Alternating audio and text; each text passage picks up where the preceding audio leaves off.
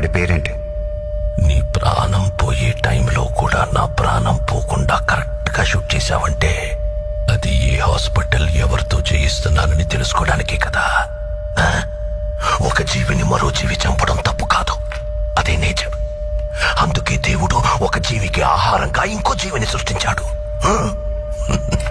చంపడమే తప్పైతే ఎద్దుకి కొమ్ముల్ని, పావుకి విషాన్ని, తేలికి కొంటెని ఎందుకు సృష్టించాడు? కానీ ఆ కొమ్ముల్ని, విషాన్ని మనుషులకి ఇవ్వలేదుగా. మెదడు, మనిషికి మెదడుంది కదా. బలవంతుడే బతకగలడు. బలహీనులందరూ కలిసి వాళ్ళని వాళ్ళు కాపాడుకోవడానికి చేసుకున్నదే చట్టం. జింకని చంపితే శిక్ష, మేకని చంపితే శిక్ష లేదు. జింకలు తక్కువగా ఉన్నాయి, మేకలు ఎక్కువగా ఉన్నాయి.